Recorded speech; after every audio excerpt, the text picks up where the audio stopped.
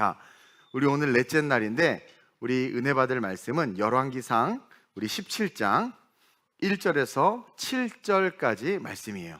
같이 함께 찾아서 교독하겠습니다. 열왕기상 17장 우리 1절에서 7절을 같이 한번 큰 소리로 교독하겠습니다. 제가 먼저 봉독합니다. 길르앗에 우거하는 자 중에 구약성경 544페이지예요. 길르앗에 우거하는 자 중에 디셉 사람 엘리야가 아합에게 말하되 내가 섬기는 이스라엘 하나님 여호와께서 살아계심을 두고 맹세하노니 내 말이 없으면 수년 동안 비도 이슬도 있지 아니하리라 하니라. 여호와의 말씀이 엘리야에게 임하여 이르시되 너는 여기서 떠나 동쪽으로 가서 요단 앞 그릿 시냇가에 숨고 그 시냇물을 마시라. 내가 까마귀들에게 명령하여 거기서 너를 먹이게 하리라. 그가 여호와의 말씀과 같이 하여 곧 가서 요단 앞 그릿 시냇가에 머물매 까마귀들이 아침에도 떡과 고기를 저녁에도 떡과 고기를 가져왔고 그가 시냇물을 마셨으나 함께 땅에 비가 내리지 아니하므로 얼마 후에 그 시내가 마르니라. 아멘. 이 본문을 통해서 오늘 넷째 날 변화라는 주제 중에 네 번째 제목 함께 읽겠습니다. 시작. 여러분, 성경을 보면 순종을 통한 변화인데 성경을 보면 선지자들을 통해서나 성령을 통해서 그리고 예수님의 공생의 기간에도 우리 예수님이 스스로가 만나는 많은 사람들에게 종종 순종을 요구하는 장면들을 볼 수가 있어요. 순종을 요구하는 장면. 오늘 본문에 이제 나오는 이 사르밧 과부가 대표적인 예이기도 하죠. 하나님은요, 엘리야를 통해서 이스라엘의 가뭄이 올 것을 예언하고 아합 왕을 피해서 그릿 시냇가에 숨으라고 말씀하셨어요. 그리고 가뭄 중에도 하나님은 엘리야가 있는 그릿 시냇가를 통해 물을 먹이고 모두 가뭄이어서 물을 찾아 헤매고 막 물값이 엄청 오르고 막 힘든 상황에서도 하나님은 당신의 사역을 감당하는 선지자를 지키십니다. 여기서 잠깐 팁으로 한 가지 여러분들이 짚고 넘어가면 하나님의 사역을 감당하면 하나님이 지킨다. 그걸 꼭 기억하시기를 바라요. 그래서 그릿 시냇가를 통해서 물을 먹이고 또 가뭄 중에 세상에 까마귀들을 통해서 떡이며 고기며 배민이 여기서 나왔나 봐. 아침 저녁으로 그냥 새벽 배송 막 이런 거. 그 고기하고 신선한 고기와 떡을 아침 저녁으로 막 갖다 주는 거예요. 그러니까 다 굶어 죽고 곡식값이 몇십 배씩 오르는 이런 위기 상황. 진짜 굶어 죽어 나가는 사람이 있는 상황에서 하나님의 선지자는 하나님께서 숨겨놓은 은밀한 곳에서 아합의 눈을 피해서 가뭄 속에서도 잘 생명을 유지하고 있었단 말이에요. 근데 하나님은요, 하나님의 사람에게 특별하게 초자연적인 역사도 일으키시지만 성경을 보면 일반적인 세상 사람들과 동일한 환경 속에 우리를 던져 놓으세요. 당연히 비가 안 오니까 시냇물은 마르게 돼 있죠.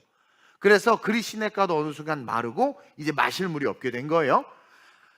우리가 봤을 때는 하나님의 선지자니까 샘물을 터지게 하던가, 그렇죠? 아니면 그릿 시냇가만큼은 계속 물이 공급되게 하던가 하면 더 좋았을 텐데 물을 마르게 하나님께서 내버려 두시고 나서는 뭐라고 이야기하느냐? 너 사르밧 과부에게로 가라 그러는 거예요. 오늘 본문 읽지는 않았는데 8절 9절입니다. 읽었군요. 안 읽었죠? 시작. 여호와의 말씀이 엘리야에게 임하여 이르시되 너는 일어나 시돈에 속한 사르밧으로 가서 거기 머물라. 내가 그곳 과부에게 명령하여 내게 음식을 주게 하였느니라. 이게 말이 안 됩니다. 그릿 시냇가가 마를 정도고 그리고 까마귀가 더 이상 고기와 떡을 가져올 수 없는 상황이에요. 그러면 부자에게 보내야지. 근데 하나님은 최악의 상황으로 몰고 가는데 그것도 남편이 없는 과부에게 보내는 게 과부에게. 근데 딱 가보니까 나름 이 과부가 좀 돈을 많이 모아놨나 해서 딱 가보니까 이게 정말 눈물 아니고서는 볼 수 없는 광경이 펼쳐지는 가정인 거죠. 더 이상 먹을 게 없어서 마지막으로 가루 한 움큼하고 기름이 조금 있어가지고 이거 병의 기름과 이거 해가지고 나뭇가지 주워서 떡 하나 만들어서 자식이랑 먹고 우리 죽자. 그러니까 이게 그 당시 전반적인 문화예요. 그냥 죽어나가는 상황이에요. 그래서 우리 이거라도 먹고 마지막 때깔 좋게 죽자, 이런 가정이 딱 보낸 거야. 엘리야를 살리려고, 하나님의 사역자를 살리려고. 아니, 그 말도 안 되는 환경에, 근데 엘리야는요 그 형편을 딱 보고도 거침없이 뭐라고 말하냐면, 야, 그 떡 나한테 갖고 와. 야, 떡 만들어서 나한테 갖고 오라는 거예요. 오늘날 이런 목회자 살아남지 못합니다. 그렇죠? 그냥 잘려요. 근데 당당하게 그렇게 얘기하는 엘리야를 보면서 얘가 이게 ADHD인가 아니면 뭐 사회 부적응자인가 뭐. 엘리야의 눈에는 그 가정이요, 아까 누가 봐도 눈물 나는 가정인데, 여기서 우리가 또 한 가지 발견하는 건, 엘리야의 눈에는 그 가정이 눈물 나는 가정이 아니라 어떤 가정으로 보였을 것 같아요? 네? 아니, 아들하고 빼딱 말려가지고 떡 하나 먹고 이렇게 죽으려고 막 그런 가정, 막 집도 다 허물어져 가고 막, 그렇죠? 그 가정에 딱 갔을 때, 딱 보였을 때 엘리야는 그 가정이 어떻게 보였을까? 우리는 막 가난하고 불쌍하게 봤겠지만 엘리야는 그 가정 어떻게 봤을 것 같아요? 하나님이 택한 가정이구나로 본 거죠. 하나님이 지명해서 그 사르밧 과부의 집으로 가라고 했잖아요.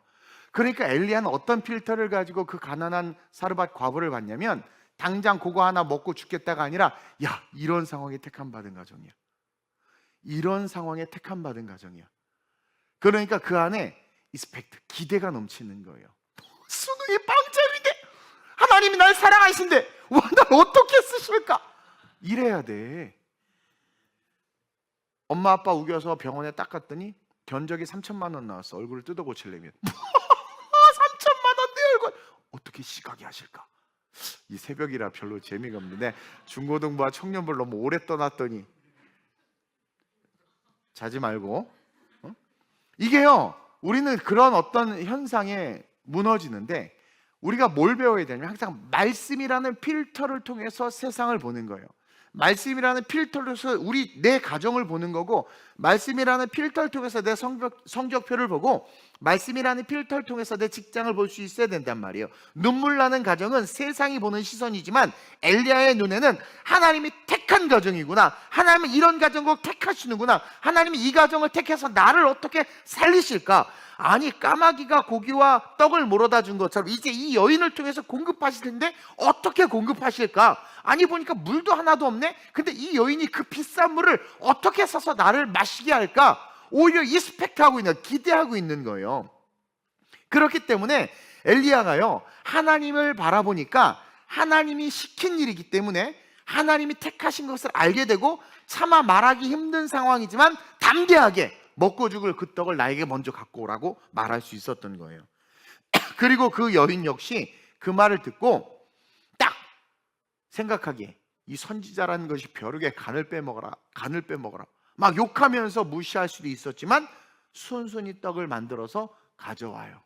뭐 여러 가지 행간의 의미가 있겠죠. 완전히 좌절하고 좌포자기해서 이거 먹고 죽느니 저거 선지자라니까 저놈 먹이고 죽으면 복이라도 받을래나? 뭐 이런 심정으로 줄 수도 있고, 아니면 정말 이 사르밧 과부가 신앙이 좋아서, 선지자가 왔으니까 선지자의 요구는 하나님의 요구다, 그래서 아들에게 어차피 죽을 거 먹고 죽으나 그냥 죽으나, 먹고 죽으면 괜히 입맛 버린다, 야 그냥 죽자, 그래가지고 줬을 수도 있고, 뭐 여러 행간에 여러 의미들이 있을 수 있지만, 중요한 건 이 여인이 순순히 떡을 만들어 가져왔다.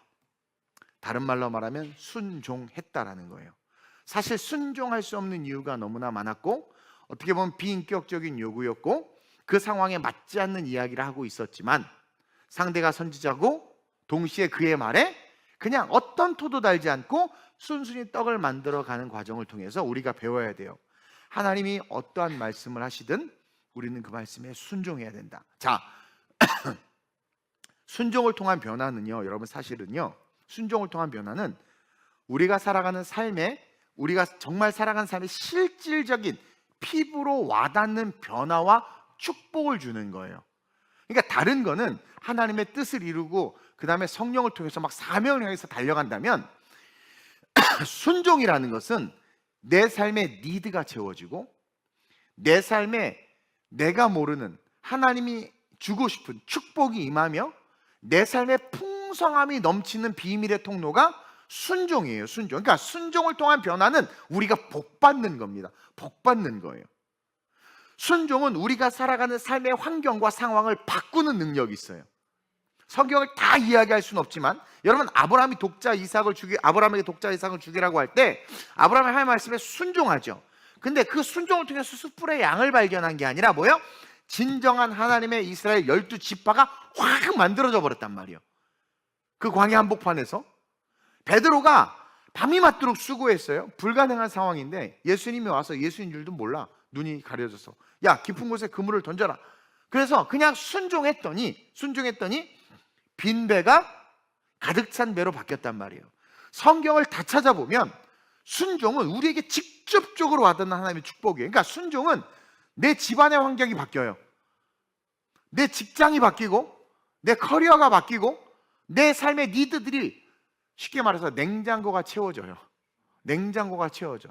여러분, 순종은요, 하나님이 그렇게 우리를 기뻐하시고 하나님이 우리를 축복해 주기 위해서 우리에게 요구하는 변화의 키워드다. 변화의 키워드다.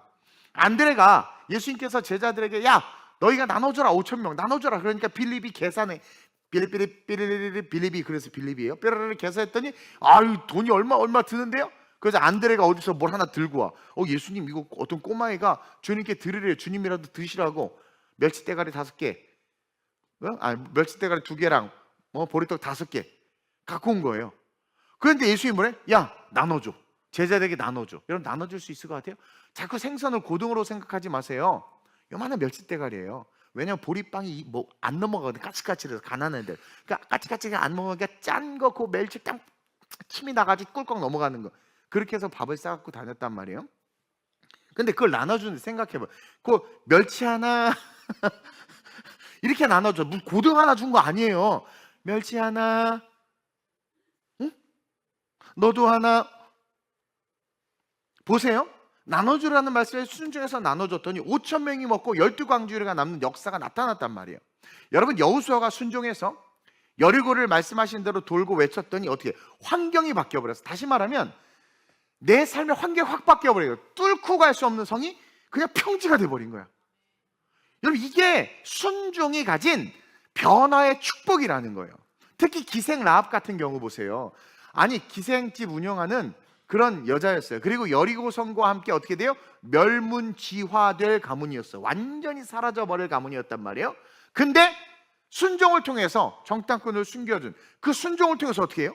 예수의 족보에 들어가. 멸문지화의 가문이 예수의 족보에 들어가는 가문으로 바뀐다니까요. 그러니까 여러분, 순종은요, 직접적이고 나에게 와닿는 것이며 내 피부에 닿고 내 삶에 닿고 내 자녀에게 오고 내 인생에 쏟아지는 하나님의 변화의 축복이다. 그 키워드가 순종이다. 그래서 우리가 한 가지 배워야 되는 것은, 우리의 삶이 막히고 힘들 때, 그때 우리는 하나님의 말씀에 무조건 순종하는 훈련을 해야 되는 거예요. 개척하다가 선교하면서 위기가 왔을 때 두려움이 있는데 하나님께서 가라 해서 순종했더니 필요한 물질이 정말 우리 교회에 채워졌어요. 여기로 우리가 옮길 때도 저희가 재정이 모자랐어요. 근데 하나님께서 마음에 감동을 줘서 순종했더니 또 이렇게 채우시는 거예요. 그러니까 여러분, 하나님이 우리에게 뭔가를 요구하실 때, 그때 순종을 요구하실 때 순종하면 하나님은 그것을 뭘로 바꾸신다? 축복으로 바꾸신다. 축복으로 바꾸신다. 그래서 무조건 삶이 막히고 힘들 때 그 말씀에 순종하는 훈련을 해야 돼요. 순종은 내 삶을 바꾸고 내 환경을 바꾸고 우리의 삶에 하나님의 축복을 가져오는 능력이 된다는 거죠. 자, 오늘 본문에서 엘리야가 그 사르밧 과부에게 당당하게, 야, 마지막 남은 가루와 기름으로 떡을 만들어서 가져와 라고 한 것은 하나님이 자기를 보냈기 때문입니다. 그 가정에 보냈기 때문입니다. 왜 보냈을까? 자기의 생명을 유지시키려고. 그래서 그 가정에 보낸 것을 엘리야는 알았던 거예요. 다시 말하면 어떤 소망이 있는 거예요? 너네들 그 떡 놔주면 죽을 것 같지? 근데 하나님이 나 살리려고 나를 너네 집에 보냈어. 그러면 너네들을 통해서 날 살리겠다는 거야. 그러니까 그거 갖고 와도 하나님이, 엘리야도 몰라, 하나님 채우실 거야. 그래서 채워지는 거예요. 채워지는 거예요. 제가 이번에 이제 내년에 특세 간식을 없앨까요? 보니까 별로 안 좋아하고 안 먹는 것 같은데.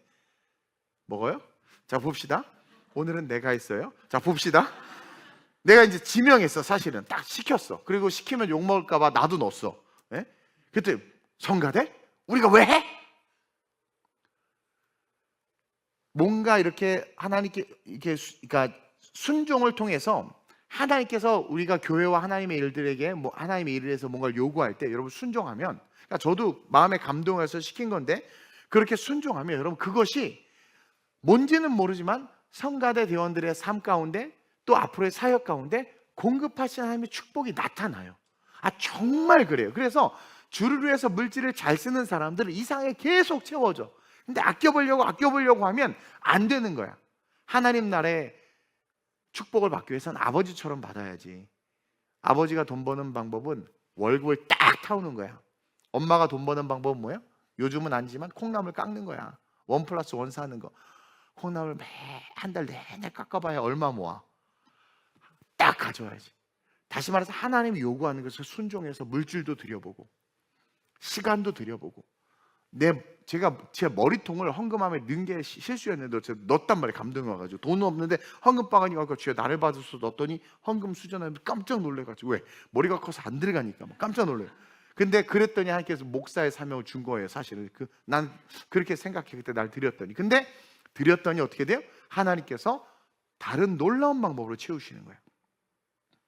왜 우리 예전 어른들은 그러잖아요. 물질을 얻으면 더 많이 물질을 헌금해라. 그게 목사들이 사꾼이 돼가지고 성도들을 통해서 헌금을 뽑아내고 어떤 다른 목적을 가지고 그렇게 그걸 이용해서 그게 안 좋게 지금 우리 일반적인 사람들에게 각인이 되고 나름 깨어있는 사람들에게 부정적으로 느껴질지 모르지만 성경의 본질이 그래요. 사르밧가보가 다 드렸잖아. 초대교회 전세사르밧 다 드렸잖아요. 그건 성령께서 주신 마음 때문에 한 건데, 여러분 정말 없을 때 오히려 드리면 하나님께서 채워주신다. 여러분 그걸 기억하셔야 돼요. 왜? 그것은 과부의 랩돈 같은 헌금이거든요. 마음을 드린 거예요. 그걸 알기 때문에. 그래서 오히려 당당하게 가져오라고 하는 것은, 야, 너 나한테 가져와. 왜? 너도 살리고 나도 살리고 우리 모두 살리기 위해서 하나님께서 너와 나를 만나게 하셨어. 너와 내가 하나 되어 우리 그 역사를 이루게 하기 위해서. 그게 본문 13절 14절이에요 시작. 엘리야가 그에게 이르되 두려워하지 말고 가서 내 말대로 하려니와 먼저 그것으로 나를 위하여 작은 떡 한 개를 만들어 내게로 가져오고 그 위에 너와 내 아들을 위하여 만들라. 그 위에 만들 게 어딨어? 그 조그만 거 작은 떡 하나 만들지. 그때 또 누가 그래?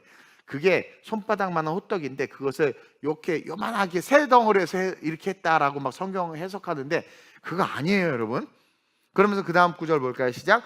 이스라엘의 하나님 여호와의 말씀이 나 여호와가 비를 지면에 내린 날까지 그 통에 가루가 떨어지지 아니하고 그 병에 기름이 없어지지 아니하리라 하셨느니라. 이 말씀은 엘리야가 받아서 얘기했지 하나님이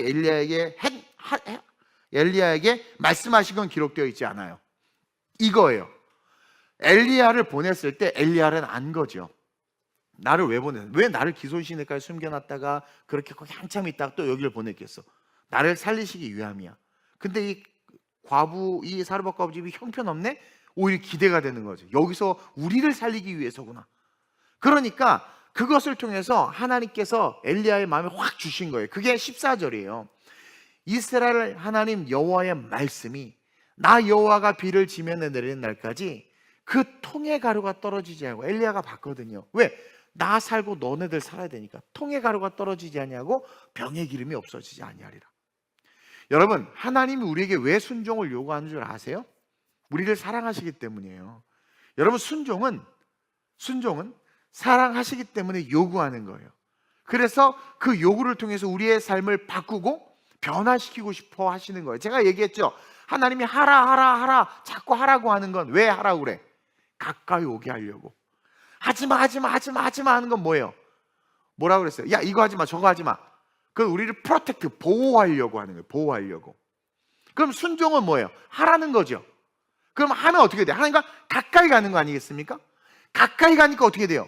하나님께로 가까이 갈수록 하나님은 축복의 하나님이기 때문에 우리의 필요를 아세요. 너희가 있어야 될 것을 내가 안다.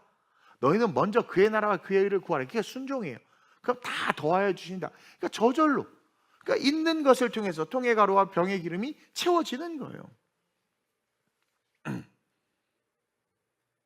이들은요, 그 순종을 통해서 가뭄 기간 내내 다 죽어가는 마당에 통의 가루가 마르지 않고 병의 기름이 마르지 않아서 굶지 않았을 뿐만 아니라 그것을 떡을 만들어서 팔아서 자신들의 필요를 채우고 물도 사고 이웃도 돌보면서 엘리야를 섬기는 하나님 나라의 확장에 저절로 동참하게 되어버렸다는 거예요. 그 순종을 통해서 그냥 엘리야를 살리면서 그냥 하나님 나라에 그냥 하나님 나라를 세우는데 그냥 동참하게 되는 거예요.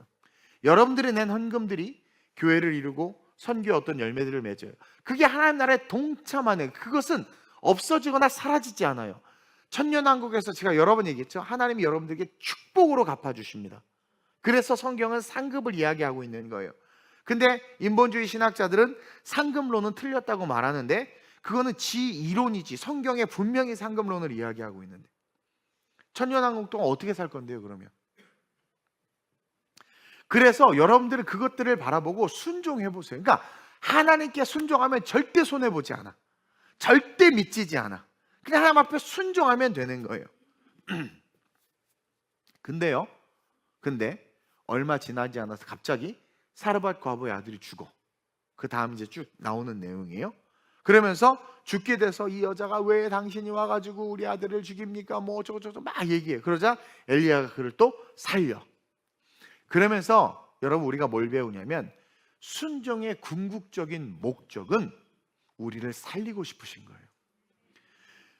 결국 죽은 우리의 영혼을 살리기 위한 하나님의 축복이 순종이다. 그래서 계속 순종을 통해서 나아가다 보면 우리의 영혼이 예수 그리스도를 더 가까이서 더 깊게 한 걸음 한 걸음 나가면서 경험하면서 어떻게 돼요? 진짜 영혼의 구원을 받는, 하나님 나라의 확신을 갖는, 죽을 수밖에 없는 우리의 존재. 그리고 사실 이 여자가 지금 시간이 새벽이라 다 말을 못하는데 왜 따질 이유가 없어. 왜냐면 원래 죽으려고 했잖아 둘이. 근데 그동안 잘 먹었어. 그리고 아들이 죽었으면 감사합니다 선지자님, 그래도 이놈 50kg 나갔는데 90kg 돼서 죽었네요. 잘 먹고 살다 죽었잖아요. 이거 땡큐 아니에요? 왜 화를 내? 이게 인간의 연약함이에요. 그러니까 이게 잘 되면, 꼭 잘 되면 여러분 교만은요 우리 몸에서 떨어질 수가 없어요. 교만은 항상 우리 이 죄된 육체에 붙어 있습니다. 그래서 목사님 훌륭합니다. 아닙니다. 벌써 교만 떨고 있는 거야. 아닙니다. 느껴요 사실은. 저도 그렇고 뗄래야 뗄 수 없는. 그래서 복을 받고 잘 되면 이상하게 하나님과 멀어져. 내가 늘 음악가들 얘기하죠. 좀 잘 나가잖아요. 예배 안 드려요. 좀 잘 나가잖아요. 교만해요. 교만해져 가지고 하나님의 은혜를 까먹어. 그래서 다 나가 떨어지는 거예요. 마귀에게 다 삼킴 받고. 뭐 음악가들만 그런가? 사업가들이요 좀 잘 돼요. 돈 좀 벌고 11조 꽝꽝 크게 해요. 그러면 그 순간 목사님 그거 아닙니다 막 그러고 막 그래요. 명예 막 얻고 뭐 예를 들어서 뭐 국회의원인데 우리 교회 떠나. 왜? 숫자 많은 데로 가야 되거든. 표 받아주러. 그래서 우리 선배 목사님네 지금 여야 한 명씩 국회의원이 왔는데 어떻게 누굴 찍으라고 말해야 될지 모르겠다고. 에? 그런데 이게 인간은 안 되는 거예요. 그래서 사르밧 과부의 아들이 죽은 것을 통해서 또 그 과부가 그 복받은 것도 잊어버린 채 분노하는 우리의 본성을 보여주고, 그러면서 원래 죽어야 될 우리를 살려준 은혜 어디 갔냐 이거예요. 그러면서 깨닫게 하는 거죠. 그 아이를 살려주면서 우리는 어떻게 해야 된다? 끝까지 순종해야 된다.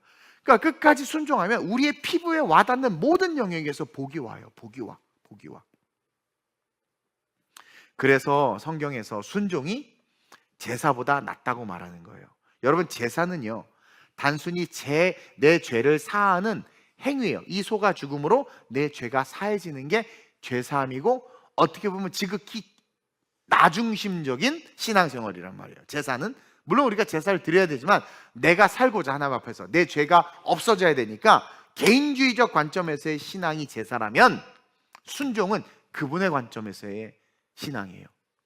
그분에게 나를 맞추는 거니까. 이해하시죠? 순종은 삶의 축복과 영혼 구원에, 그래서 삶의 축복과 영혼 구원의 통로가 되는 거예요. 나 살자고 제사를 드리는 거와 순종은 당신을 위해서 나를 드리는 거기 때문에 순종이 제사보다 낫다. 즉 다시 말하면 나 중심의 신앙이 아니라 순종 뭐예요? 하나님 중심의 신앙. 그래서 순종이 제사보다 나은 거예요. 그래서 하나님은 순종하는 자들의 삶을 늘 180도로 변화시켰습니다. 순종하는 자들의 삶의 모든 필요를 채우셨고, 순종하는 자들을 통해서 하나님의 나라가 확장되도록 역사하셨어요.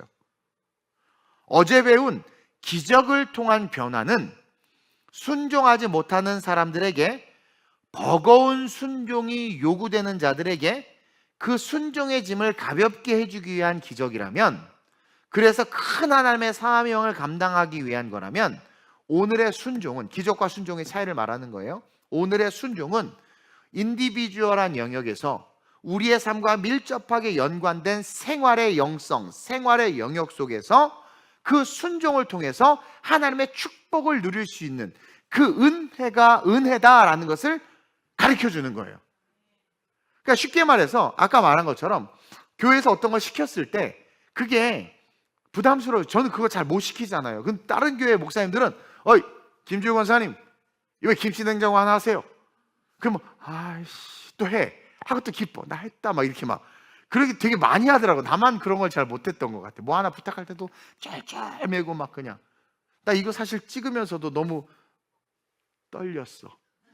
안수입사의 권사에 데모하면 어떡하지? 나 탄핵당하면 어떡하지? 막 목회지원팀 막 이러면 어떡하지? 계엄령을 선포해야 되나? 막 이러면서 막. 근데 내년에는 좀 안 그러려고요.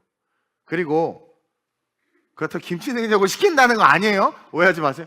예를 들어서 내년에 뭐 예를 들어서 뭐 교우장 하십시오. 그거 그냥 하세요. 그걸 왜 사양하지? 순종을 하면, 그러니까 그거를 사양하고 마지못해 하면 복이 없어. 순종하면 돼. 순종하면. 여러분 하나님이 일을 하는 거잖아. 예를 들어서 내년 1년 동안 저에게 매일 짜장면을 사주십시오. 이런 거 순종하지 마. 주의 인간에게 하라는, 그러니까 하나님과 교회를 위해서 하라는 거죠. 여러분 순종해 보세요. 하나님이 저를 사랑하고 제가 복받는 가장 핵심적인 이유는 난 순종을 잘해. 여러분들은 내가 기뻐서 선교 다닌 줄 알죠. 막 그 좋아서 다닌 줄 알죠. 누가 막 미쳤다고 그러는데 진짜 별로 안 좋아요. 힘들어요. 난 여행을 다니고 싶지 선교는 별로 다니고 싶지 않아. 근데 주시는 마음에 그냥 순종했을 뿐이에요. 순종했을 뿐이야. 저는 옛날부터 제가 그 조영기 목사님, 옥하는 목사님, 곽선희 목사님한테 기획안을 써서 내가 보냈어요. 우리 강성철 집사님 증인인데 난 문화사역 하고 싶었어요. 문화, 뮤지컬 만들고 영화 만들고 막 문화사역. 내가 또 싱어송라이터 아닙니까? 막 곡도 쓰고 막. 선교는 1절 관심이 없었어. 근데 기도하는데 가라 하니까 그냥 순종한 거예요. 개척도 나 진짜 싫어했다니까요. 나는 후임이 내정된 사람이었어. 개척 왜 해? 머리 총 맞았습니까? 근데 하라고 하니까 그냥 한 거야. 그 사람이 날 좀 이뻐해요. 부족한 게 되게 많은 거 알아요. 근데 여러분 그거 아십니까? 순종이 제사보다 나아요. 나를 위한 신앙짓 하는 것보다 하나님을 위해서 내 것을 포기하면서 나가는 걸 하나님 더 기뻐하셔. 그래서 그런 사람들을 높이는 거예요. 높이는 거예요. 여러분 순종하세요. 순종하세요. 그리고 주의종의 말에 순종하는 것으로 훈련을 해야지. 어디 가서 순종하겠어? 뭐 옆집 아줌마 말, 아저씨 말 듣고 순종할 거야? 장로님 말 듣고 순종할 거야? 장로님보다 그래서 주의종이 낫지 않아요? 목사가? 누구 말 듣고 순종을 배울 거예요? 제가 말하지만 목사가 인간을 섬기라거나 뭐 그런 어떤 돈을 갖고 오라거나 그런 것을 말하면 그건 교회를 떠나야지. 근데 목사가 성가대 하십시오. 교사하십시오. 헌신하십시오. 이제 이 정도 안수집사 정도 됐으니까 11조 하셔야죠. 교회 학교 이번에 캠프 가는데 후원 좀 해줘. 피자 좀 싸주십시오. 네, 그런 말 잘 못했는데 그런 거 하려고.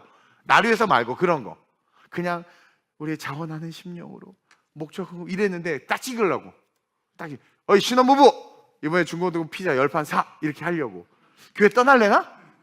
또 이게 떨려 또 이게. 속이 이게 제가 겉으로는 세 보여도요 되게 약한 사람이에요. 그래서 온몸으로 지금 몸살 앓고 있어요. 정말 약한 사람 잘 모르나 본데. 약해요. 바람 불면 자빠져요. 그것처럼 여러분 순종하는 거예요. 그 순종을 해보라는 거예요. 이 사르밧 과부 봐봐요. 순종했더니 세상이 다 굶어 죽는 판에 기름과 떡으로 장사해서 돈 벌지, 자기 아들 배불리 먹이지, 아들 죽었는데 또 살아나지. 세상이 제사보다 순종이 중요하다.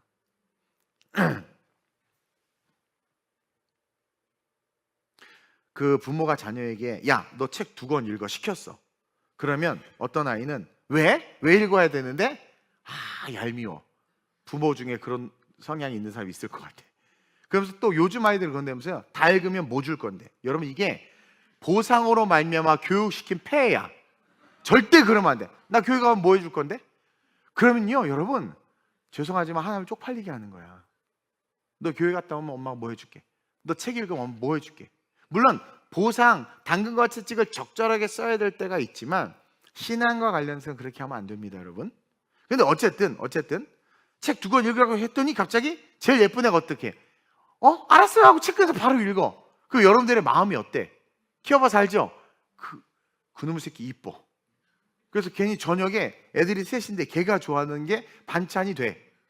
그게 순종이라는 거예요. 쉽게 말해서. 그러죠? 그게 순종이야. 순종하면 하나님이 그렇게 우리에게 다가오시는 거예요. 그러니까 순종하시길 주님의 이름으로 축원드립니다. 그래서 순종은, 따라합시다. 순종은 우리로 하여금 하나님께 가까이, 그러니까 다시 순종은 하나님으로 하여금 우리에게 다가오게 하시는 축복이다.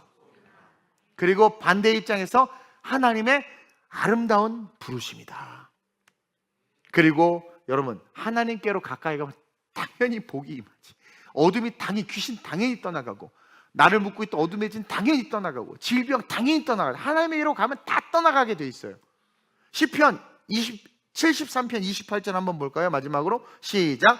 하나님께 가까이함이 내게 복이라. 할렐루야. 하나님께 뭐예요? 가까이함이 내게 복이라. 계속 내가 주 여호와를 나의 피난처로 삼아. 이게 무슨 의미일까? 나의 피난처로 삼아. 하나님 안에 쏙 들어가 버리는 거예요. 그냥 그게 순종이라는 거예요. 쏙 들어가 버리는 게 순종이야. 그러니까 순종은 피난처야. 그리고 계속 주의 모든 행적을 전파하리이다. 그래서 순종을 통해서 하나님 안에 쏙 들어가 있으면 자기도 모르게 저절로 살아가는 삶에 하나님이 드러나 축복을 선포하게 돼. 그리고 하나님의 동력자가 되는 거예요. 그래서 우리가 순종하기 위해선 우리의 생각을 제발 스탑. 생각 스탑. 이게 제일 중요해. 우리의 생각은 돌면 돌수록 돌 굴러가서 뭐예요? 죄의 열매, 죄의 찌꺼기가 계속, 머리는 쓰면 쓸수록 죄가 나와요. 그래서 첫 번째 마음, 처음 주신 마음이 하나님 주신 마음이야. 첫 마음에 순종하는 게 최고야. 근데 두 번째는 근데 이렇게 되면서 마귀가 꼬시는 거예요. 생각을 멈춰야 돼, 순종하기 위해서. 그리고 우리의 상식과 지식과 이성도 멈춰야 돼. 여러분, 하나님의 기적의 놀라운 그 필드에 들어가기 위해선 우리의 상식과 지식과 이성이 멈춰야 돼. 나다나엘에게 야, 와서 보라. 메시아가 왔다. 그러니까 야, 나사렛에서 무슨 선한 것이 나겠느냐라는 지식과 이성에 나다나엘이 갇혀 있었단 말이에요. 근데 예수님 딱 보고 어떻게 돼요? 딱 깨닫잖아요. 그러니까 우리가 그렇게 이성과 지식을 갖고 있으면 어떻게 돼요? 하나님께서 나를 통해서 일하실 것들을 바라보지 못해. 그 축복을 놓쳐버린단 말이에요. 그리고 여러분, 오직 말씀하시는 말씀에만 집중해야 돼요. 그러면 순종할 수 있어요. 생각을 멈추고 상식과 지식과 이성을 멈추고 말씀하시는 그 말씀에만 집중하는 거예요. 어제 오신 목사님이 설교하실 때 저는 다른 거 안 들었었어요. 믿음 너무나 잘 얘기해 주셨어요. 맞아. 하나님이 계시고 이 천국 복음이 모든 민족에게 증언되기 위하여 땅끝까지 전파되리니 그제야 끝이 오리라 그랬단 말이에요. 마가복음에. 그러면 감 떨어져라 땅끝까지 복음 증언할 때까지 기다리는 게 아니라 나에게 하신 말씀이구나 하고 내가 그걸 해내는 거예요. 이게 얼마나 큰 은혜입니까? 그게 진짜 믿음이라는 거죠. 그러면서 이거 나에게 하라는 건가 보다. 이거 내가 해야 되려나 보다. 해보시란 말이에요. 그러면 사르밧 과부가 받은 축복보다 더 많은 축복이 임해요. 제가 몇 주 후에 아까도 말했지만 팀장, 구역장 이런 거 임명할 때 여러분들의 이름이 보이면 이제 어떻게 해야 돼요? 할렐루야! 그래야 돼. 놀렐루야! 그러지 마세요. 그냥 순종하는 겁니다. 그러면 아까 말씀드렸죠? 여호와를 시편 78편에 고백한 것처럼 가까이 하게 되는 것이고 삶의 실질적 복이 임하게 되는 거예요. 저는 여러분들이 복 받았으면 좋겠어요. 가장 첫 번째 복은 저랑 같이 천국 가는 거고, 둘째로는 정말 여러분들 삶에 리얼 축복이 임했으면 좋겠어요. 그러기 위해서 순종하시길 주님의 이름으로 축원드립니다. 순종을 통한 변화는 내 개인의 삶의 질과 양과 폭이 깊어지고 많아지고 넓어지는 거예요. 여리고 기생집에서만 살던 그 라합이 어떻게 됐어요? 삶의 질과 양과 폭이 깊어지고 많아지고 넓어졌잖아요. 모두 다 마찬가지예요. 이삭 하나가 이스라엘 12지파와 이스라엘 민족이 된 것처럼 여러분, 순종을 통한 그 변화, 그것은 놀라운 우리의 개인적인 인디비주얼한 영역에서의 축복이 될 수 있다. 아니, 축복이다. 그런 순종의 성도님들 되시길, 그래서 삶이 변화되시길 주님의 이름으로 축원드립니다. 사실 우리가 바라는 복은 여러분들 물질 필요할 수 있어요. 근데 실질적으로 생각해 보세요. 여러분들이 받은 복, 돈 주고 살 수 없는 얼마나 큰 복을 받았어요. 모르겠지, 뭔지 모르겠지. 돈 주고 살 수 없는, 사실 우리는 엄청난 큰 복을 받았어요. 한번 묵상해 봐요. 한번 묵상해 보세요, 여러분. 그걸 찾아내 봐요. 감사가 절로 나와. 오늘 이 새벽에는 특별히 내가 순종하지 못했던 것들이 있다면 여러분들 순종하세요. 보세요. 교사해야 되는데 근데 힘들어. 첫 번째 마음으로 가면 돼. 교사하면 돼요. 그냥 죽을 것 같죠? 여러분 해보세요. 지금 여러분들 안 하면 이제 힘들어지는 걸 알게 될 거야. 이제 협박이 있나? 제 입술이 다 찢어져가지고. 이 시간에 이 새벽에 기도할 때 여러분들 정말 한번 순종해 봅시다. 저도 결단했어요. 나 대신만 할 거라니까 내년에. 그래서 여러분들의 집을 깨끗하게 해야 되겠다는 생각을 했어요. 도대체 청소라는 여러분들의 집을 깨끗하게 해야 되겠다. 그 대신 밥은 안 먹는다. 절대로 밥은 안 먹는다. 날 죽이려면 밥을 차리세요. 날 죽이려면 그냥 커피 한 잔, 간단한. 내가 전에 한번 간단한 다과라고 했더니 빵을 종류대로, 육축을 종류대로, 바게트를 종류대로 이렇게 하지 말고, 정말 그래서 신방도 초스피드 30분 신방. 재미없네. 뭘 해도 안 깨는구나 우리 중고등부 애들은. 자라 푹 자라. 이 시간에 이뻐요. 너네들은 그 2개 갖고 가. 음료수하고 그 간식하고. 그래서 여러분들의 삶에 진짜 삶이 변하는 축복이 있으시길 주님의 이름으로 축원드립니다. 제가 기도하겠습니다. 하나님, 키워드를 가지고 변화라는 메인 주제 속에서 성경에 기록된 내용들을 통해서 진리를 깨닫고 또 배우고 있습니다. 순종을 통한 변화가 우리에게 얼마나 중요한지 오늘 함께 말씀을 나누었습니다. 주님, 순종은 우리에게 실질적이고 즉각적이며 와 닿는 삶의 영역 가운데 부딪히고 만져지고 느껴지는 하나님의 축복의 통로입니다. 하나님, 그 순종을 통하여 가정이 변화되고 경제가 바뀌고 우리 자녀들의 삶이 바뀌고 우리의 인생이 바뀌고 사업이 바뀌고 직장이 바뀌고 생활이 바뀌는 하나님의 놀라운 축복, 오병이어뿐만 아니라 병에 기름과 통에 가루가 마르지 않는 것과 같은 놀라운 축복들이 넘쳐나는 아름다운 우리 모든 성도들 되게 해 주옵소서. 순종은 하나님이 가까이 다가오시는 겁니다. 우리라고 가까이 오라고 말씀하시는 겁니다.